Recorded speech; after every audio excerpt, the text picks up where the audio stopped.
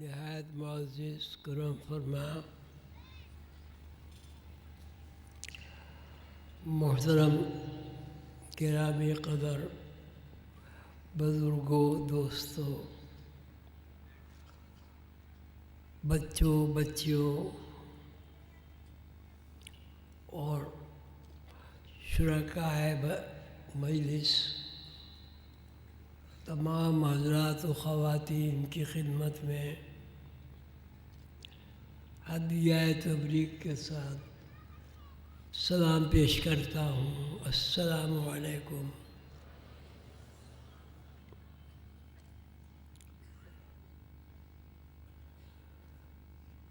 پہلے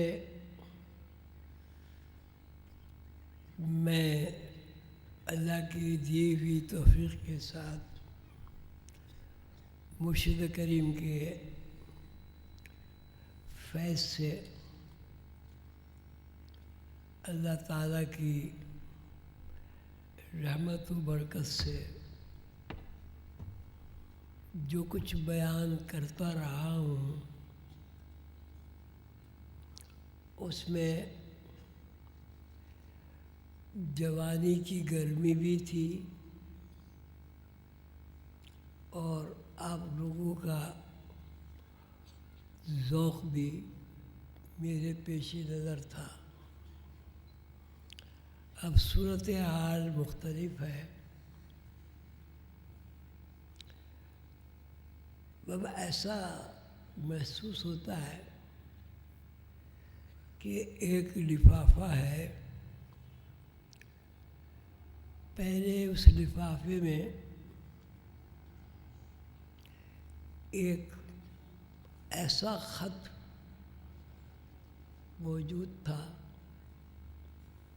جو بہت ضخیم، نہایت پرمعنی، پرمغز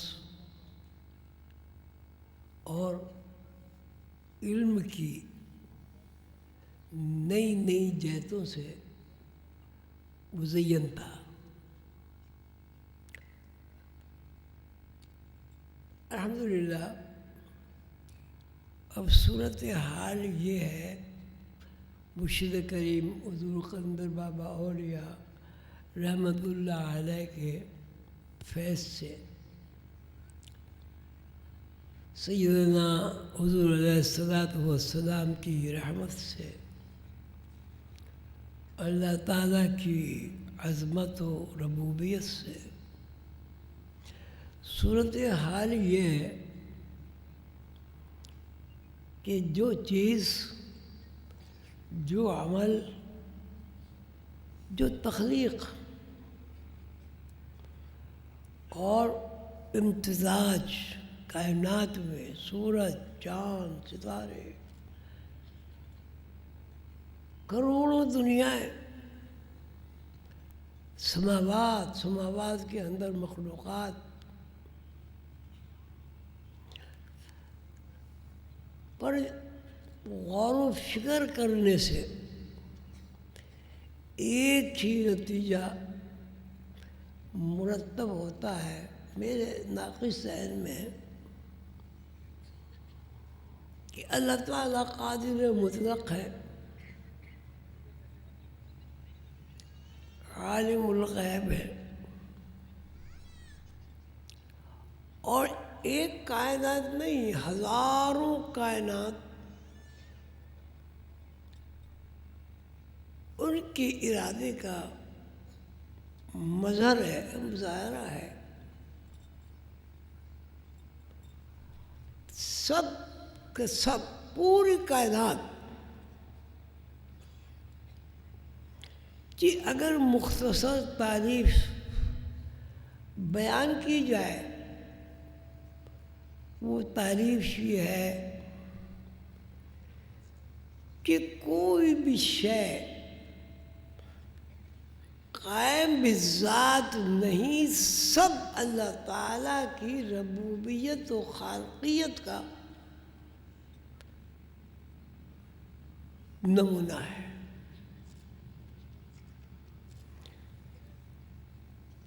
میں اس لیے یہ ساری میں نے تھوڑی سی بات کی کہ وہ ہو سکتا جو میں کچھ بات کہتا ہوں اس میں کچھ ایسے بھی باتیں ہوتی جو بہت زیادہ غور طلب ہوتی ہے. ظاہر ہو وہ ہماری زندگی کے عام معمولات ہیں، لیکن اس میں بہت گہرائی ہوتی ہے اور اس کی طرف صدیاں گزر جاتی ہیں. لوگوں کا ذہن گیا تو جاتا نہیں، اگر جاتا ہے تو شکوک اور وسوسوں میں وہ خیال ہی چھپ جاتا.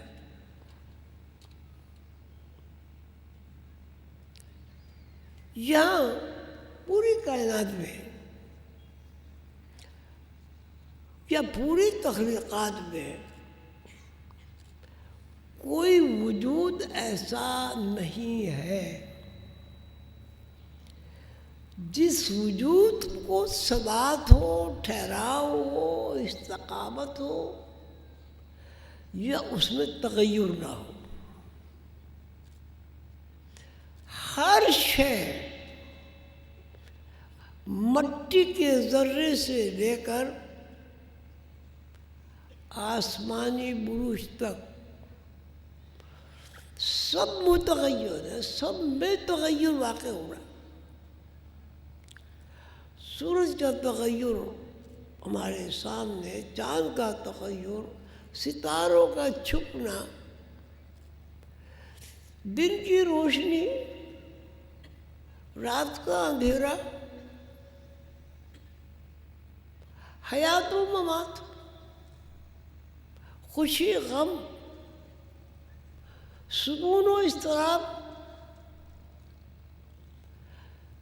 شکوک و شبہات اور یقین. ہم جب اس دنیا پر نظر ڈالتے ہیں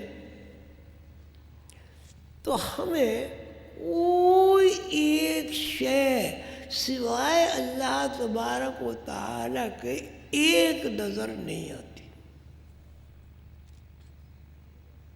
مخلوق کا جب بھی تذکرہ ہوگا وہ کبھی ایک نہیں ہوگی. باپ ہوگا، ماں ہوگی، خاندان ہوگا، احتجاج ہوگا، خاندان ہوگا، برادری ہوگی، اضطراب ہوگا، خوشی ہوگی. اگر خوشی ہوگی تو غم ہوگا، غم ہوگی تو خوشی ہوگی. اور ہر شے دنیا کی ہر شے کی اگر بساط پر تفکر کیا جائے، ہر چیز ظاہر ہو رہی ہے، پروان چڑھ رہی ہے، گھٹ رہی ہے، پھر غائب ہو رہی ہے، پھر بڑھ رہی ہے، پھر ظاہر ہو رہی ہے. بات اس سے سمجھیے کہ آپ اگر بچے سے مثال لیں، سب بچے ہیں، پہلے دن کا بچہ، 2 دن کا بچہ، 1 ماہ کا بچہ، 6 ماہ کا بچہ، 1 سال کا بچہ، 10 سال کا بچہ، یہ 1 2 3 4 10 20 یہ کیا چیز ہے؟ سوال یہ ہے جب 1 دن کا بچہ 2 دن کا ہوا تو وہ 1 دن کہاں غائب ہو گیا؟ جب 1 سال کا بچہ 1.5 سال کا ہوا تو 1.5 سال کہاں چھپ گئے؟ اس کی عمر کے ہمیں نظر کیوں نہیں آ رہے؟ کسی کو نظر آتے؟ کوئی دنیا کی تاریخ، دنیا کا بڑا محقق اس بات کی تشریح کر سکتا ہے کہ ایک دن کا بچہ جب 2 دن کا ہوا تو ایک دن کہاں غائب ہو گیا، اور جب تک دوسرا دن غائب نہیں ہوا تیسرا دن عمر میں شامل ہوتا. جو کچھ میں کہنا چاہ رہا ہوں آپ کے اس پہ بوجھ تو نہیں پڑ رہا ہے؟ سمجھ میں آ رہی بات یا موضوع بدل دوں؟ کیا ہوا بھائی؟ نتیجہ کہ ہم چھپے ہوئے تھے کہیں، کچھ پتہ نہیں تھا ہم کہاں ہیں، دنیا میں ظاہر ہو گئے. اور جب 2 دن کے ہوئے تو ایک دن پھر چھپ گیا، 3 دن کے ہوئے دوسرا دن چھپ گیا، اور اس طرح ایک چھپی ہوئی چیز چھپن چھپائی کا کھیل کھیلتے ہوئے اس قدر چھپ گیا کہ پھر وہ غائب بھی ہو گیا. جو وجود بچے کا پیدائش کے بعد ہمارے سامنے تھا اب وہ وجود ہی غائب ہو گیا. کہاں غائب ہو گیا ہم نہیں جانتے. 70 سال کے شب و روز کہاں غائب ہو گئے ہم نہیں جانتے. یہ جانتے ہیں؟ جانتے ہیں؟ ارے بھائی جواب دو نا. نہیں جانتے نا؟ ماشاء اللہ یہاں سب فرض کیجیے ایک صاحب بیٹھے ہوئے 40 سال کے، وہ 40 سال کے کب ہوئے؟ کب ہوئے؟ بولو نا بھائی. جب 40 سال غائب ہو گئے. وہ ہمیں نظر آتے، ہمیں نظر آتے. 40 سال کی عمر میں ہمارا کوئی فوٹو دکھائے 2 سال کے بچے کا اور آپ سے کہیں بھائی یہ پہچانو کون ہے، آپ کیا پہچان سکتے ہیں؟ پہچان سکتے؟ اور بڑھاپے میں اگر آپ کو جوانی کی تصویر دکھائی جائے اور پہلے اس نے جوانی میں اس کو نہ دیکھا ہو، پھر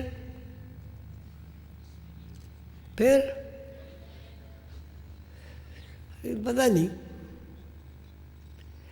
پھر یہ ہوگا کہ آپ کے عزیز رشتے دار کوئی بتائے گا تو کہے گا اچھا یہ میں ہوں. ہم جو کچھ کھاتے ہیں انرجی اور توانائی بنتی ہے، وہ کھانا کہاں غائب ہو گیا ہمیں نہیں معلوم. انرجی توانائی کیسے ظاہر ہوئی، کیسے غائب ہو گئی، کیسے بڑھ گئی، کیسے گھٹ گئی ہمیں نہیں معلوم. کیا معلوم ہے؟ ہم کہتے ہیں جی اب کمزور ہو گیا آدمی. کمزوری جو ہے وہ ایک ایلوژن ہے. آپ جسم کو دبلا دیکھ رہے، کمزوری کہہ رہے، موٹا دیکھ رہے، صحت مند کہہ رہے، لیکن وہ کمزوری کیا ہے، اس کی شکل و صورت کیا ہے ہمیں نہیں معلوم. اب دیکھیے، اب میں جو بات بتانا چاہتا ہوں، مختصر کرنا چاہتا ہوں، یہ بات میں اجازت لے کے بتا رہا ہوں، عام طور سے نہیں بتائی جاتی. آدمی دنیا میں آنے سے پہلے کہاں تھا؟ جب پیدا ہوا کہاں آیا؟ ظاہر میں آ گیا. اور جب 2 دن کا ہوا تو پہلا دن کہاں گیا؟ غیب سے آیا، غیب میں گیا، پھر غیب غیب سے ظاہر ہوا. تیسرا دن، چوتھے دن کا کیا ہوا؟ چوتھے دن کا کیا ہوا؟ بولو نا بھائی. غیب میں چلا گیا. اب وہ 80 سال کے ہوئے اور یہاں سے دنیا سے غائب ہو گئے، رخصت ہو گئے. وہ کہاں گئے؟ کہاں گیا آدمی مر کے؟ کہاں سے آیا تھا؟ آپ کیا ہیں؟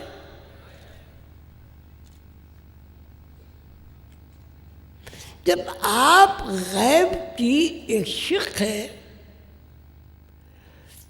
تو غیب کی شق غیب کو نہیں دیکھ سکتی.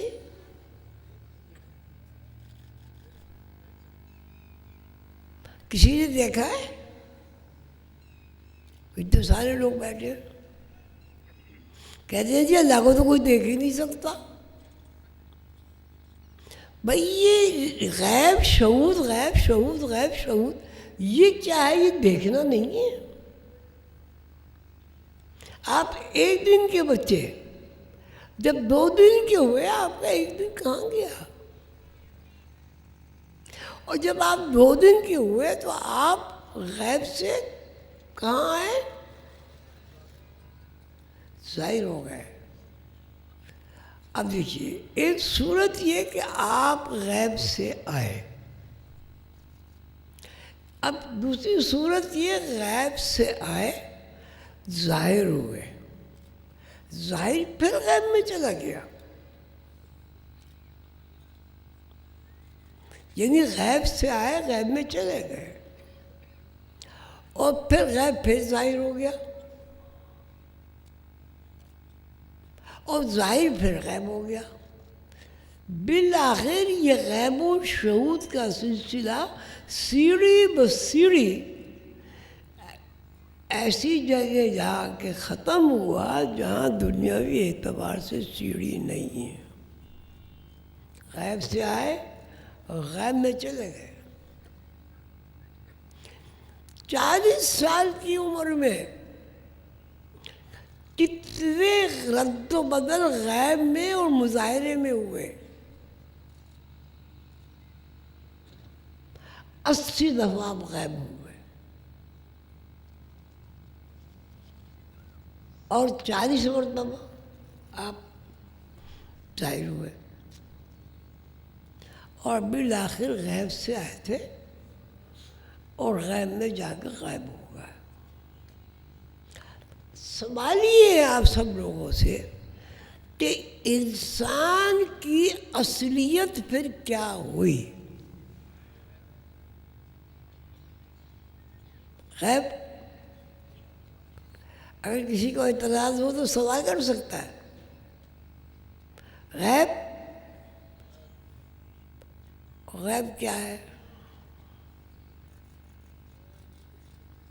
غیب کیا ہے؟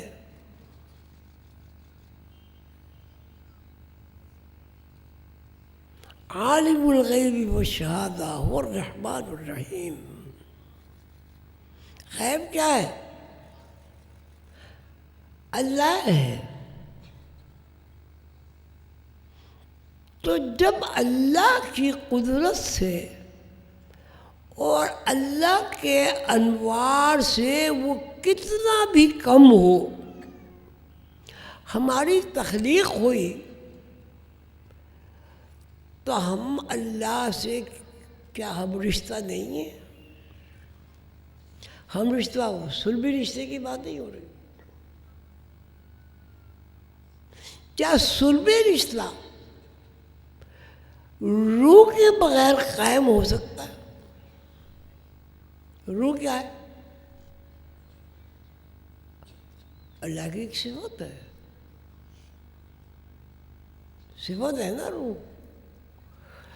تو اب یہ بات میں آپ سے پوچھنا چاہتا ہوں، یہ ذرا مشکل ہو گیا، میں اس موضوع کو بتا رہا ہوں کہ جب ہم آنے سے پہلے اللہ کے حضور حاضر تھے، جب ہم روز روز 2 دفعے اللہ کے حضور حاضر ہو رہے ہیں اور 1 دفعہ ظاہر ہو رہے ہیں، اور بالآخر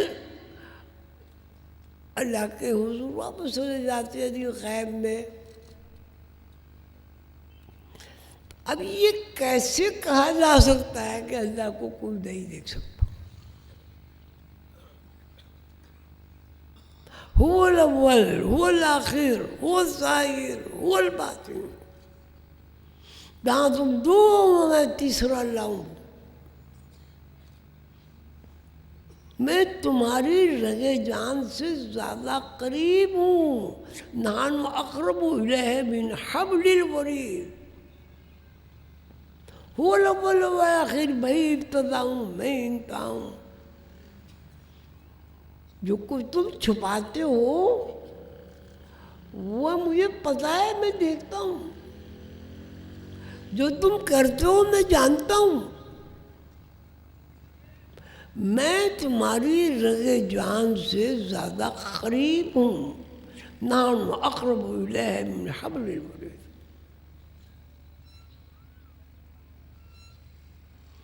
یہ بات میں بس یہاں سے ختم کروں گا، اس لیے کہ یہ ایسی بات میں نے آپ سے عرض کر دی جس کے لیے اجازت لینا ضروری ہے۔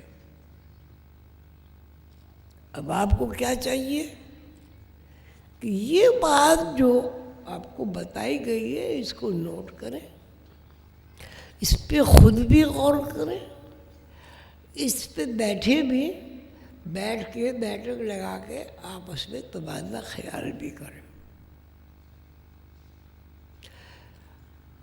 کھانا کھاتے ہیں آپ، اگر کھانا غائب نہ ہو تو توانائی کہاں سے آئے گی؟ اسپارم مسلسل تبدیل ہو کر غائب نہ ہو تو وہ آدمی کی شکل و صورت کیسے بنے گی؟ رات دن کیسے ہوں گے؟ خوشی غم کیسے ہوگا؟ یہ بات تو ہوگی۔ اب میں دوسرے موضوع پہ آتا ہوں، خوشی اور غم کیا ہے؟ خوشی اور غم کیا ہے؟ خوشی ہم اس بات کو کہتے ہیں کہ جو چیز ہمارے ذہن کے مطابق ہو، ہمیں پسند ہو، ہمارا اس سے کوئی نہ کوئی مطلب مقصد نکلتا ہو، ہمیں عزت ملتی ہو، وغیرہ وغیرہ۔ اور ناخوشی کی کسے کہتے ہیں؟ ہماری خوشی اس بات میں کہ ہمارے پاس بہت سارے پیسے ہوں، اب بہت سارے پیسے نہیں رہے، کیا ہوگا؟ کیا ہوگا؟ ناخوشی ہو جائے گی نا۔ پھر پیسے آ گئے، پھر آپ خوش ہو گئے، پھر پیسے چلے گئے، پھر اب اس الٹ پھیر میں جب آپ اپنی زندگی کا تجزیہ کریں گے تو الٹ پھیر میں ان دو رخوں میں سے ایک رخ جو پریشان کرنے والا ہے وہ ہمیشہ غالب ہوگا۔ الا ان اولیاء اللہ لا خوف علیہم ولا هم یحزنون، اللہ کو ماننے والا، اللہ کو پر یقین کرنے والا اللہ کا دوست ہوتا ہے، اور اللہ کے دوست کی پہچان بھی ہے کہ اسے نہ خوف ہوتا ہے نہ غم ہوتا ہے۔ اب بتائیں، زندگی بھی خوف اور غم نکل جائے تو آپ کے پاس کیا چیز رہے گی بھائی؟ زندگی میں سے خوف اور غم نکل جائے تو کیا چیز باقی رہی؟ خوشی رہی نا۔ کیا غم اور خوف سے کسی بھی طرح خوشی میسر آ سکتی ہے؟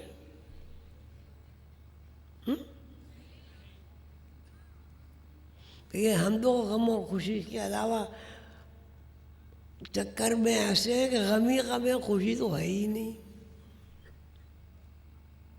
اب یہ بتائیں زیادہ خوشی ہوتی ہے ہمیں زیادہ غم ہوتا ہے؟ سب لوگ بیٹھے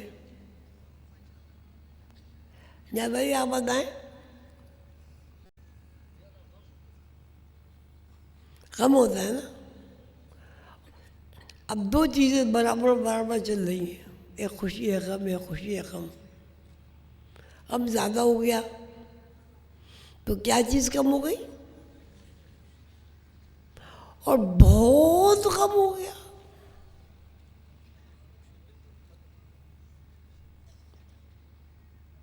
فَكُلَا مِنْهَا رَغَدًا حَيْثُ شِئْتُمَا وَلَا تَقْرَبَا هَذِهِ الشَّجَرَةَ فَتَكُونَا مِنَ الظَّالِمِينَ.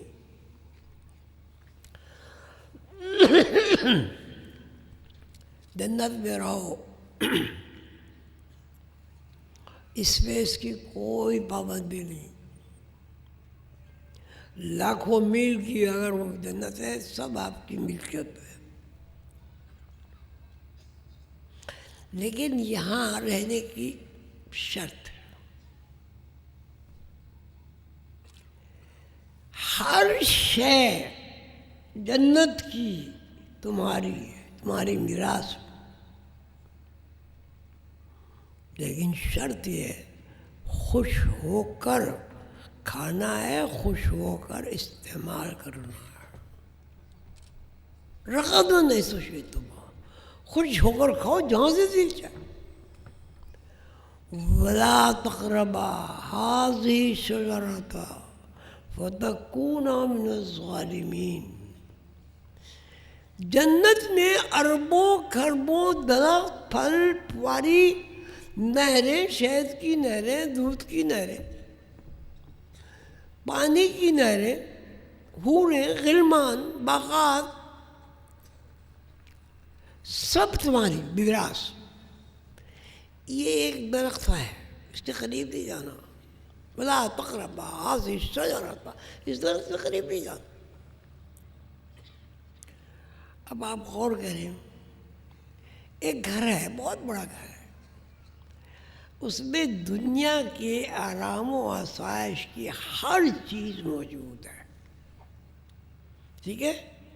اب گھر والا یہ کہتا ہے کہ بھائی یہ تو سب تمہارا ہے، یہ جو الماری ہے نا اس کی طرف متوجہ نہیں ہونا، اس کو نہیں چھوڑنا،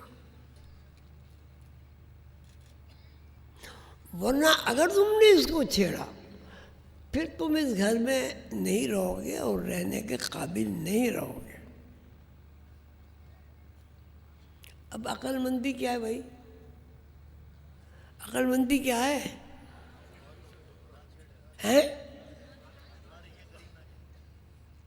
اور اگر چلے جائیں گے تو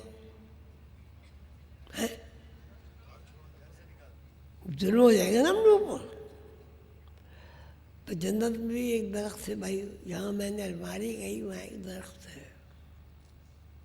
اس کا باب یہ ہے کہ جنت ایک ایسا زون ہے جہاں تابع داری، حکم فرما برداری حکم کی، جہاں سے منع کر دیا منع ہو جانا ہے. یہی ہے نا. اگر آپ نے حکم عدولی کی کیا ہوگا؟ کیا ہوگا؟ گھر سے نکال دیں گے نا. اب الماری کھولی وہاں کچھ بھی نہیں ہے، لیکن اس گھر میں آپ کو کوئی نہیں رہنے دے گا. اب انسان کی جو فضیلت ہے، آدم بالکل الگ چیز ہے، انسان بالکل الگ چیز ہے. آدم کا تعلق حیوانات سے ہے. ساری عادتیں جو حیوانات میں ہیں آدم میں موجود ہیں.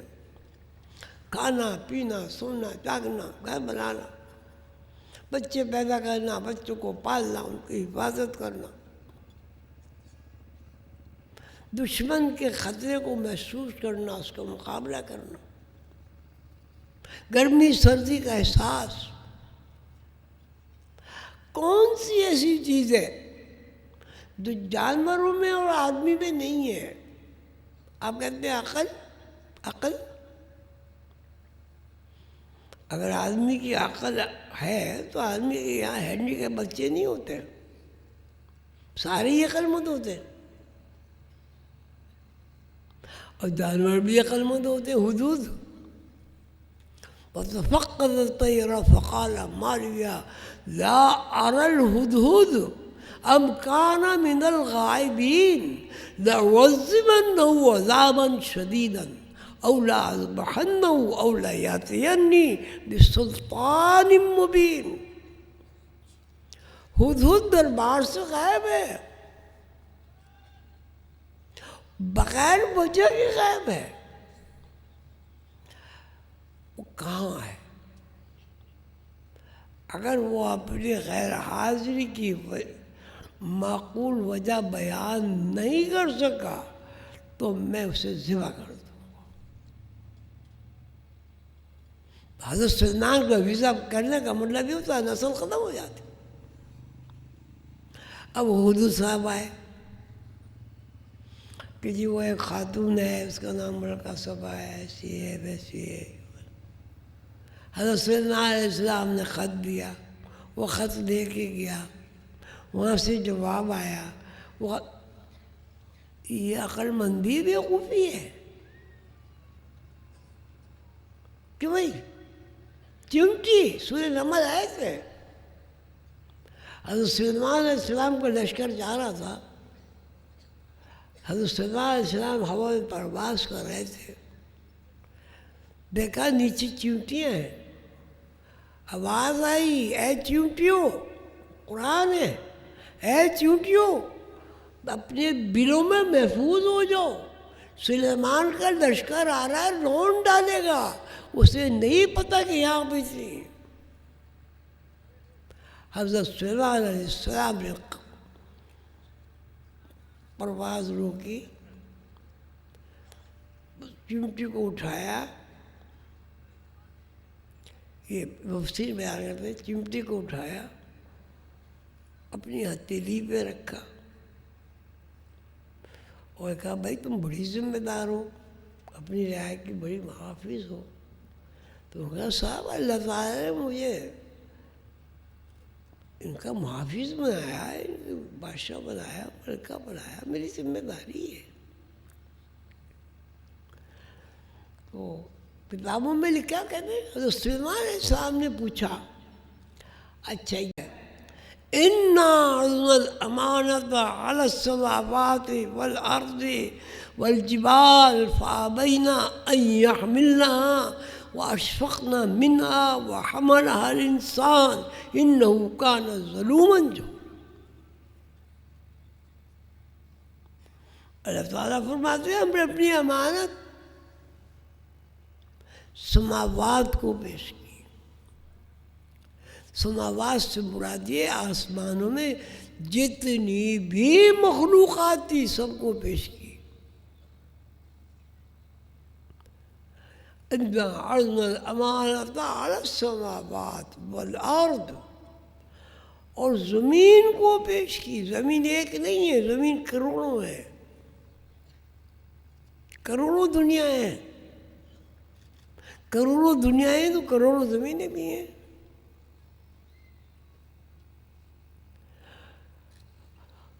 اور پہاڑوں کو پیش کی. پہاڑوں جن کو ہم کہتے ہیں بالکل منجمد ہے، بولتے نہیں ہیں، بات نہیں کرتے. اور زمین میں سارے درخت آ گئے، ساری مخلوق آ گئی، سبھی ہے نا عرض. یہ خالی زمین کے ٹکڑے کو امانت پیش کی گئی.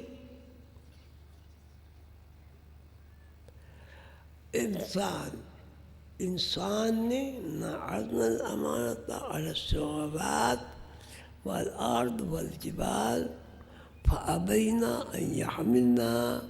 وَأَشْفَقْنَا مِنْهَا وہ حملہ الانسان، آدم کا لفظ نہیں ہے، انسان، انہو کان ظلوما، اب اس کا مطلب یہ ہوا کہ آدمی اور انسان الگ الگ دو کیٹیگری ہیں۔ لقد خلقنا الانسان فی احسن تقویم ثم رددناہ اسفل سافلین، انسان ہماری بہترین صنائی ہے اور ثم رددناہ اسفل سافلین، اسفل سافلین میں پڑا ہوا ہے۔ اسفل سافلین میں اگر اللہ تعالیٰ کی بہترین صنائی ہے اور صاحب امانت ہے، اللہ کا نائب ہے، اللہ کا خلیفہ ہے، فرشتوں کا مسجود ہے جو پہلے شیطان تھا، اور آدمی کیچڑ ہے، گارا ہے، سڑاند ہے، بجنی کھنکھناتی مٹی ہے، کالا گارا ہے۔ آدمی انسان کی الگ الگ کیٹیگری ہو گئی نہیں ہوگی بھائی؟ اب پہلی بات تو یہ آپ لوگوں کو نوٹ کرنی ہے کہ آدم الگ چیز ہے۔ آدم نوع حیوانات میں ایک افضل مخلوق ہے، انسان کائنات میں افضل مخلوق ہے۔ لقد خلقنا الانسان فی احسن تقویم، اور انہ کان ظلوما جہولا، کیا مطلب ہوا بھائی؟ کہ جس نے اس امانت کی قدر نہیں کی، اس امانت کو سیکھا نہیں، اس امانت کو جانا نہیں، اب وہ آپ تلاش کرتے پھرتے ہیں، بیل گائے اپنا گھاس کھاتے ہیں، ہم تلاش کرتے پھرتے ہیں سونے کو، چاندی کو۔ سونا چاندی بھی مٹی ہے، گھاس پھوس بھی مٹی ہے، پھل فروٹ بھی مٹی ہے، ہم خود مٹی ہیں۔ آدمی، انسان مٹی نہیں ہے۔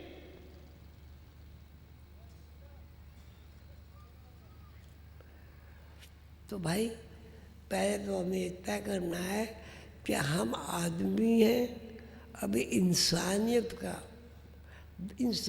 کے دائرے میں اللہ تعالیٰ کرے ہمیں داخل ہو جائے، وہ تلاش کرنا ہے۔ اور جب ہم انسان ہیں ہی نہیں تو جنت کس کے لیے بنی؟ کس کی بنی؟ احسن تقویم کے لیے بنی نا۔ ہم تو بھائی سارے ہی جنتی ہیں، بس کسی کو پانی پلا دو جنت مل گئی، راستے میں سے کانٹے اٹھا دو جنت مل گئی۔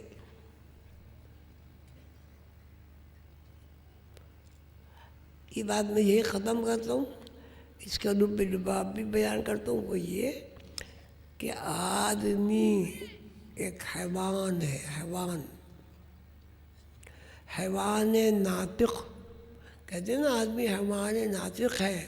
کیا بکرے، بلے، کتے، گھوڑے گونگے بہرے؟ حیوان ناطق کیا ہوتا ہے؟ بولنے والا۔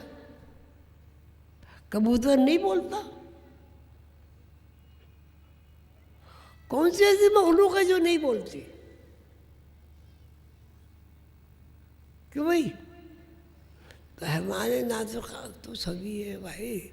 یہاں تو گھاس پھوس بھی حیوان ناطق ہے، ہر شے اللہ کی تسبیح بیان کر رہی ہے۔ تو گنگے بہرے تسبیح بیان کرتے ہیں۔ چڑیوں کو دیکھا آپ نے صبح ہم سب سوتے ہوئے ہوتے ہیں، چڑیا کورس میں ہم پڑھتی ہیں، چو چو چو چو چو چو چو چو چو۔ نہیں سنا کبھی آپ نے؟ نہیں سنا ہے؟ ہاں، تو ہم اس طرح کوئی چلو ہم چڑیاں ہی بن جائیں، اللہ کی عبادت تو کریں. پہلی بات آپ کو سمجھانی ہے کہ حیوان اور انسان میں فرق تلاش کرو. جو آپ کی کتابیں ہیں روحانیت سے متعلق، ان میں یہ چیزیں وضاحت کے ساتھ بیان کرتی گئی ہیں. آپ کو کتابیں خریدنے کا بڑا شوق ہے کہ مرشد کی کتاب ہے، تو مرشد نے کوئی کتاب اس لیے نہیں لکھی کہ آپ کے پیسے میرے پاس آ جائیں. مجھے پیسوں کیا کرنا ہے، آج ہمارا کل دوسرا دن ہے. کتابیں اس لیے لکھی گئی ہیں آپ ان کو پڑھیں، ان میں تفکر کریں، اپنی عادات کو تبدیل کریں. ان اللہ لا یغیر ما بقوم حتی یغیروا ما بانفسہم.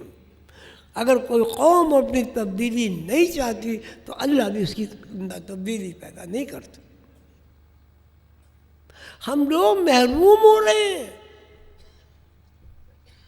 ہم نے سب کچھ دنیا کو ہی سمجھ لیا ہے، لیکن دنیا کو نہ سمجھنا بھی انتہائی گناہ ہے. اسلام رہبانیت کی اجازت نہیں دیتا.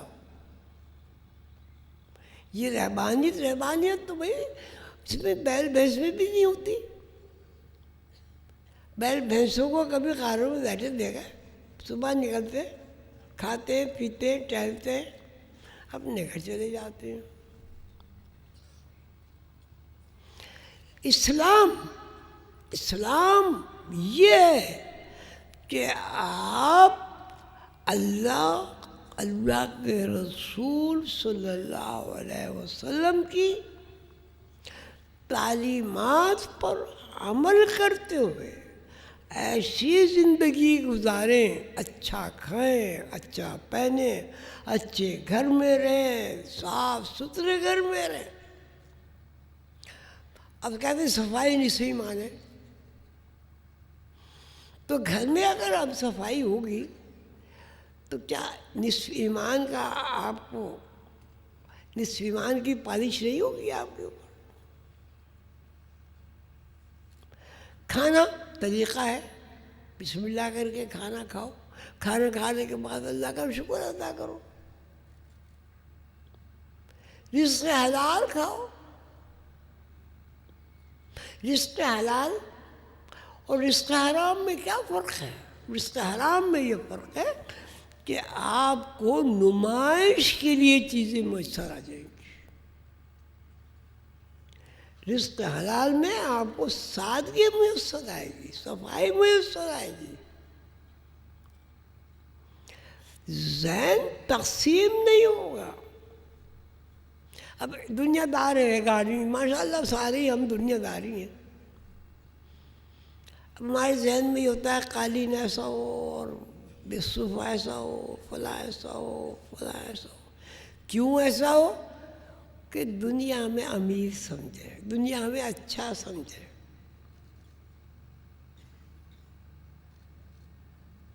اب ہمارے یہاں بہران کی اماں آئی تھی،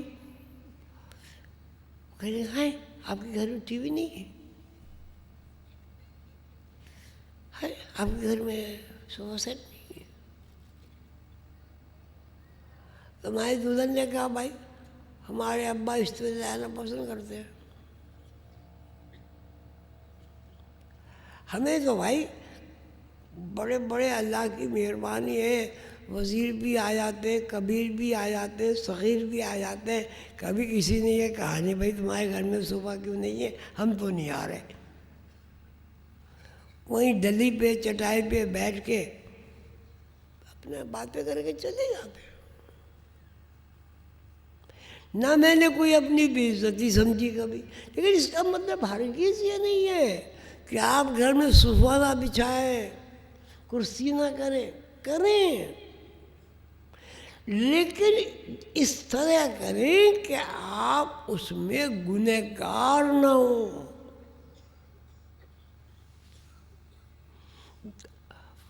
سود کے لیے اللہ تعالیٰ کہتے ہیں وَأَحَلَّ اللَّهُ الْبَيْعَ وَحَرَّمَ الرِّبَا، کہ بیع حلال ہے، ربا حرام ہے۔ اب آپ دیکھ لیں، میں تو اکثر یہ دیکھتا ہوں جن لوگوں نے بھی گھر پہ قرضہ لیا اس میں کم از کم 25-30% تو بیچارے گھر سے ہی ہاتھوں بیٹھتے ہیں۔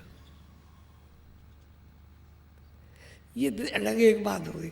اللہ تعالیٰ یہ پسند فرماتے ہیں کہ سادگی اختیار کرو، صفائی نصیبان صفائی رکھو، اپنی زندگی کو ایسا بناؤ مثالی۔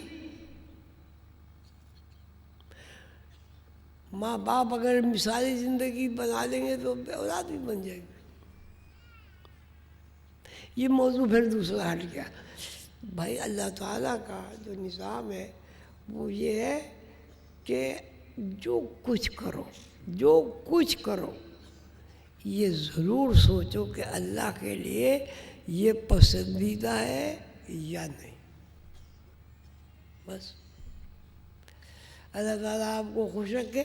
اب اس سلسلے میں بات طویل ہو گئی، کوئی صاحب 10-12 آدمی کوئی سوال کرنا چاہیں تو کر سکتے ہیں۔